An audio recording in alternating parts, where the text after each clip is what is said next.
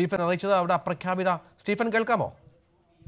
കേൾക്കാം കേൾക്കാം. അപ്രഖ്യാപിത അടിയന്തരാവസ്ഥയുടെ ഒരു സാഹചര്യമാണോ സ്റ്റീഫൻ? എന്താണ് അവിടെ സംഭവിക്കുന്നത്?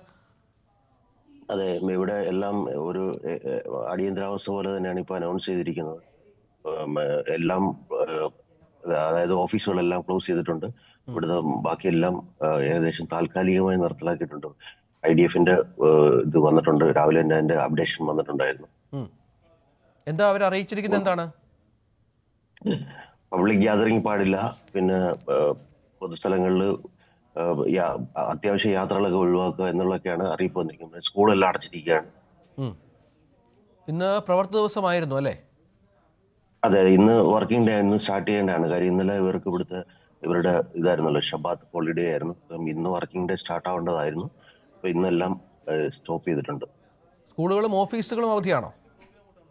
അതെ, സ്കൂളുകളും ഓഫീസും എല്ലാം അവധിയാണ്. അതായത് ജനങ്ങൾക്ക് തൽക്കാലത്തേക്ക് ആരും പുറത്തിറങ്ങേണ്ട എന്നുള്ള നിർദ്ദേശമാണ് പൂർണ്ണമായും അല്ലേ? അതെ അതെ. അപ്പൊ എവിടെയാണ് സ്റ്റീഫൻ നിങ്ങൾ കഴിയുന്നത്? ഞാനിപ്പോ എന്റെ വർക്ക് ചെയ്യുന്ന സ്ഥലത്ത് തന്നെയാണ്. ഇവിടെ ബങ്കറൊക്കെ ഉണ്ടോ? ഇന്നലെ അടുത്ത് ബങ്കറുണ്ട്. ഇന്നലെ 3 മണിക്ക് വെളുപ്പിന് 3 മണിക്ക് ഇവിടെ അലാറം കേട്ടിട്ട് പുറത്തിറങ്ങുമ്പോഴത്തേനും ഇവിടെ ആൾക്കാരെല്ലാം ബങ്കറിലേക്ക് യാത്ര ചെയ്യുന്നുണ്ടായിരുന്നു. അപ്പൊ ബങ്കറുകളിൽ കഴിയുക എന്ന് പറഞ്ഞാൽ ദീർഘനാളെ കഴിയേണ്ടി വന്നാൽ അതിനാവശ്യമായ സംവിധാനമൊക്കെ വേണ്ടി വരുമല്ലോ. അതെ അതെ. അല്ല, നമുക്ക് മുൻപേ ഇത് സംഭവം ഇൻസിഡന്റ് നടക്കുന്നതിന് തൊട്ട് മുമ്പ് തന്നെ നമുക്ക് ഇൻസ്ട്രക്ഷൻ ഉണ്ടാവും. ആ ഇൻസ്ട്രക്ഷൻ അനുസരിച്ചിട്ട് നമുക്ക് ബങ്കറിലേക്ക് യാത്ര ചെയ്യാൻ പറ്റും. ഈ നമ്മൾ ഈ ദൃശ്യങ്ങൾ പറഞ്ഞോളൂ. ഒരു 60% വീടുകളിൽ ബിൽറ്റിനായിട്ട് തന്നെ ബങ്കേഴ്സ് ഉണ്ടാവും. അല്ലാതെ തന്നെ ഇവിടെ ബാക്കിയുള്ള സ്ഥലങ്ങളിലൊക്കെ എന്ന് പറഞ്ഞാൽ പൊതുസ്ഥലങ്ങളിലും പാർക്കുകളിലും നമുക്ക് തൊട്ടടുത്തൊക്കെ പബ്ലിക് ബങ്കറുകളും ഉണ്ട്. ഈ വലിയ ആക്രമണമാണ്, ബാലിസ്റ്റിക് മിസൈലുകളാണ് ഇറാൻ ഉപയോഗിക്കുന്നത്. ഒരുപക്ഷെ ഈ പലസ്തീൻ ആക്രമണ സമയത്ത് പോലും ബാലിസ്റ്റിക് മിസൈലുകളുടെ ഒരു ഭീതി ഇസ്രായേലിന് ഉണ്ടായിരുന്നില്ല. ഡ്രോണുകളുടെ ആക്രമണമായിരുന്നു. ഈ ബാലിസ്റ്റിക് മിസൈൽ എന്ന് പറയുന്നത് അയൺഡോം സംവിധാനത്തെ പോലും പ്രതിരോധിക്കുന്നു എന്നുള്ളതാണ്, അതിനെപ്പോലും തകർക്കുന്നു എന്നുള്ളതാണ്. അയൺഡോം സംവിധാനം തകർത്തുകൊണ്ട് പല മേഖലകളിലും പതിക്കുന്നു എന്നുള്ളതാണ് നമുക്ക് ഇവിടെ നിന്ന് ലഭിക്കുന്ന വിവരം. അതെ, രഞ്ജിത്ത് പറഞ്ഞ പോലെ തന്നെ ഇപ്പം നമ്മള് ഗാസയിൽ നിന്ന് വന്നുകൊണ്ടിരുന്നതിനെക്കാട്ടിയും വളരെ ശക്തമായ രീതിയിലുള്ള ആണ് ബാലിസ്റ്റിക് മിസൈൽ. കാര്യം ബാലിസ്റ്റിക് മിസൈൽ വരുമ്പോഴത്തേന് അയൺ ഡോമിന് ചില സാഹചര്യങ്ങളിൽ അതിനെ കൺട്രോൾ ചെയ്യാൻ പറ്റാത്തൊരു സാഹചര്യം വരുന്നതുകൊണ്ടാണ് ഇങ്ങനെയുള്ള കാഷ്വാലിറ്റി ഇന്നലെയൊക്കെ ഉണ്ടായിട്ടുള്ളത്. ഇത് നമ്മൾ ദൃശ്യങ്ങളിലൊക്കെ ഈ ടെല്ലവീവിലൊക്കെ ഒരുപാട് സ്ഥലങ്ങൾ തകർന്ന് തരിപ്പണമായതായി കാണാം, വാഹനങ്ങളൊക്കെ തകർന്ന് കിടക്കുന്നതായി കാണാം. പക്ഷേ കാഷ്വാലിറ്റീസ് കുറയുന്നത് ഈ ആളുകൾ ബങ്കറുകളെ ആശ്രയിക്കുന്നുണ്ടാകും അല്ലേ? അതെ അതെ. ഞാൻ ഇന്നലെ നേരിട്ട് കണ്ട സംഭവമാണ്. കാര്യം എൻ്റെ ഈ 5 വർഷത്തിന് മേളിലായി. പക്ഷെ ഇത്രയും ആൾക്കാർ ഒന്നിച്ച് ബങ്കറിലേക്ക് പോകുന്നത് ഞാൻ ഇന്നലെയാണ് കാണുന്നത്. അപ്പൊ അതുകൊണ്ടായിരിക്കാം കാഷ്വാലിറ്റി കുറഞ്ഞിരിക്കുന്നതെന്ന് തോന്നുന്നു. കാര്യം ഇന്നലെ ഇപ്പോഴും സൈറൻ അടിക്കുന്നുണ്ട്. എനിക്ക് എൻ്റെ മൊബൈലിനകത്ത് IDF-ന്റെ ഇത് വരുന്നുണ്ട്, എവിടെയൊക്കെയാണ് ഇത് ഡ്രോൺ വരുന്നതെന്നുള്ളത് കാണിക്കുന്നുണ്ട്. അത് കൃത്യമായി തന്നെ അവർ അറിയിക്കും അല്ലേ? അതെ, എനിക്കിപ്പോഴും നമ്മളിപ്പോൾ സംസാരിച്ചുകൊണ്ടിരിക്കുമ്പോഴും എനിക്ക് എൻ്റെ മൊബൈലിനകത്ത് അത് വരുന്നുണ്ട്, മെസ്സേജ് വരുന്നുണ്ട്. അത് അതിന്റെ പ്ലേസ് കാണിക്കും. എന്തായാലും 3 മണി തൊട്ട് ഇപ്പം വരെയും ഡ്രോണിന്റെ ആക്രമണം നടന്നുകൊണ്ടിരിക്കുകയാണ്. 3 മണിക്കാണ് ശക്തമായ ബാലിസ്റ്റിക് ആക്രമണം ഉണ്ടായത്. ഈ ബെന്യാമിൻ നെതന്യാഹു ഇവിടുത്തെ ഭരണകൂടത്തിന്റെ ഒരു ഇടപെടലും അവരുടെ നിലപാടും ഒക്കെ എന്താണ് സ്റ്റീഫൻ? അവര് ശക്തമായ നിലപാട് തന്നെയാണ്. ശക്തമായി ഇവിടുന്ന് അങ്ങോട്ടും പ്രതിരോധിക്കുന്നുണ്ട്. ഇനിയും തുടരുമെന്ന് തന്നെയാണ് പ്രതീക്ഷിക്കേണ്ടത് അല്ലെ ആക്രമണം? അങ്ങനെ തന്നെയാണ് ഇപ്പോഴത്തെ ഒരു സാഹചര്യത്തിൽ നമ്മൾക്ക് പ്രതീക്ഷിക്കേണ്ടത് രഞ്ജിത്തെ. ശരി, രാവിലെ ചാൻസ് ഇല്ലെന്നാണ്, കുറയാൻ ചാൻസ് ഇല്ലെന്നുള്ളതാണ് സിറ്റുവേഷൻ. എന്തായാലും രാവിലെയാണ്, ഉറക്കത്തിൽ നിന്നാണ് ഞാൻ വിളിച്ചുണർത്തിയത് സ്റ്റീഫൻ. ഞാൻ ഉറങ്ങിയിട്ടില്ല ഇന്നലെ. ഉറങ്ങിയിട്ടില്ല ഈ പ്രശ്നങ്ങൾ കാരണം അല്ലേ? അതെ അതെ. കാര്യം ഇങ്ങനെ കണ്ടിന്യൂസ് ആയിട്ട് സൈറൻ വന്നുകൊണ്ടിരിക്കുന്നു. പിന്നെ ഇതാണ് കുറെ മെസ്സേജ് വരുന്നു, അലേർട്ടായിരിക്കുന്നു. നമ്മൾ പുറത്തേക്ക് ഇറങ്ങുമ്പോഴത്തേനും ആൾക്കാർ ഇങ്ങനെ പാനിക്കായിട്ടൊക്കെ പോകുന്നു. രാത്രി പ്രത്യേകിച്ച് ഈ പറഞ്ഞ ആ സമയത്തായതുകൊണ്ടാണ് ജനങ്ങൾ കൂടുതലും പാനിക് ആയിരിക്കുന്നത്. കൂടുതലും ഇപ്പൊ സംഭവം നടന്നിരിക്കുന്നത് ഈ ടെലവിനടുത്തുള്ള ബാത്തിയാം എന്ന് പറഞ്ഞ സ്ഥലത്താണ്. ഉം. പിന്നെ റഹോവത്ത് അങ്ങനെ 2-3 സ്ഥലങ്ങളിലാണ് ഇപ്പം കൂടുതൽ പ്രശ്നമുണ്ട്. അതിൽ കുറെ പേരെ കാണാനില്ലെന്ന് പറയുന്നുണ്ട്.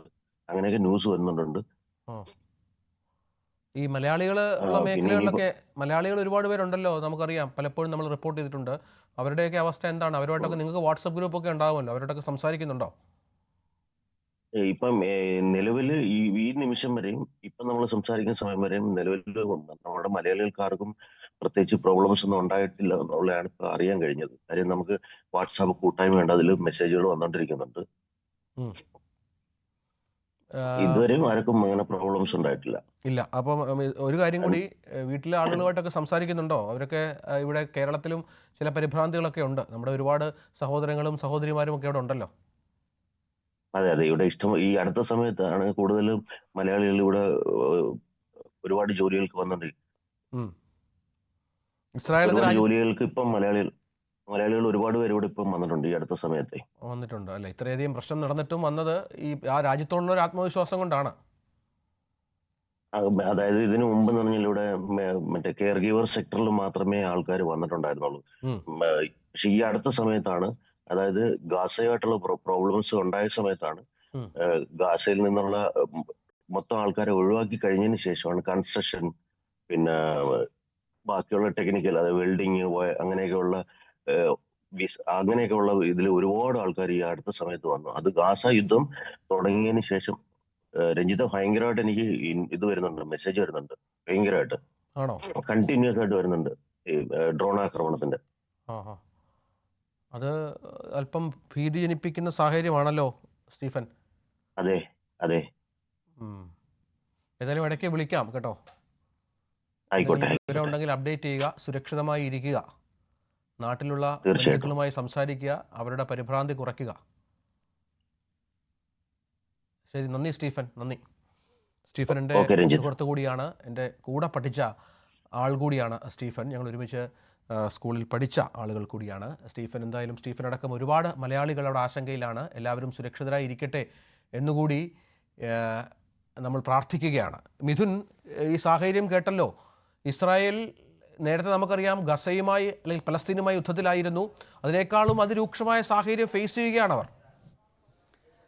രജിത്, തീർച്ചയായും ഇപ്പോൾ ഈ വടക്കൻ ഇസ്രായേൽ കേന്ദ്രീകരിച്ചാണ് ഇത്തരത്തിൽ ഡ്രോൺ ആക്രമണം ഇറാന്റെ ഭാഗത്തു നിന്നുണ്ടാകുന്നത്. തമ്ര, ഒപ്പം തന്നെ ഹൈഫ തുടങ്ങിയ പ്രദേശങ്ങളിലാണ് വലിയ വ്യാപകമായിട്ടുള്ള ഡ്രോൺ ആക്രമണം നടക്കുന്നതെന്നാണ് നമുക്ക് മനസ്സിലാക്കാൻ സാധിക്കുന്നത്. ഇവിടെ നിരവധി പേരെ കാണാനില്ല എന്നുള്ള വിവരങ്ങൾ കൂടി, അത്തരത്തിലുള്ള റിപ്പോർട്ടുകൾ കൂടി പുറത്തു വരുന്നുണ്ട്. കാരണം ബലിസ്റ്റിക് മിസൈലുകളൊക്കെ കഴിഞ്ഞ ദിവസം രാത്രിയിൽ ഇറാന്റെ ആക്രമണത്തിൽ നിരവധി ഇങ്ങനെ ഈ വ്യോമപ്രതിരോധ സംവിധാനത്തെ തകർത്തുകൊണ്ട് അകത്തേക്ക് പ്രവേശിക്കുന്ന ഒരു സാഹചര്യം, അങ്ങനെ ജനവാസ മേഖലകളിലൊക്കെ ഈ മിസൈലുകൾ വന്ന് പതിക്കുന്ന കാഴ്ച, അങ്ങനെയാണ് നിരവധി പേർക്ക് പരിക്കേൽക്കുകയും അതിൽ മരണപ്പെടുന്നവരുടെ എണ്ണം ഇപ്പം ആദ്യം ഒരാളുടെ മരണമായിരുന്നു സ്ഥിരീകരിച്ചതെങ്കിൽ അതിപ്പോൾ 8ആയി ഉയർന്നിരിക്കുന്നു എന്നുള്ളതാണ് വളരെ ആശങ്കപ്പെടുത്തുന്നത്.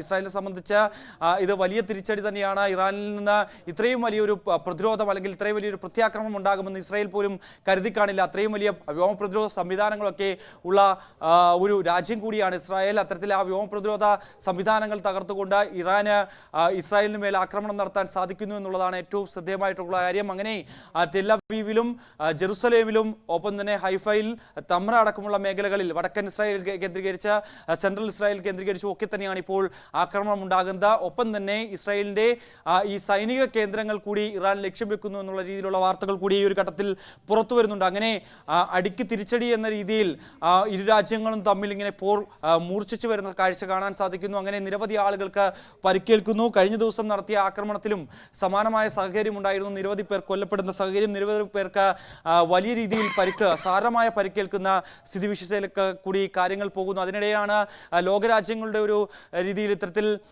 ഈ സമാധാനം പുനഃസ്ഥാപിക്കണമെന്ന് ആവശ്യപ്പെട്ടുകൊണ്ട് ഇന്ത്യ അടക്കമുള്ള രാജ്യങ്ങൾ രംഗത്ത് വരുന്നുണ്ടായിരുന്നു. ഇതിന്റെ പശ്ചാത്തലത്തിൽ ഇറാനുമായി യൂറോപ്യൻ യൂണിയൻ ഇത്തരത്തിലൊരു ചർച്ച നടത്തിയിരുന്നു. കാരണം ആ ചർച്ചയിൽ പ്രധാനമായും മുന്നോട്ട് വെച്ചതിൽ ഇറാൻ ചില വിമർശനങ്ങൾ ഉന്നയിച്ചിരുന്നു. അതായത് ഈ ആണവ ഏജൻസികൾ ഇതുമായി ബന്ധപ്പെട്ട് ചില മൗനം തുടരുന്ന സാഹചര്യം, അതിൽ രൂക്ഷമായ ഭാഷയിൽ തന്നെയാണ് ഇത്തരത്തിൽ ഇറാൻ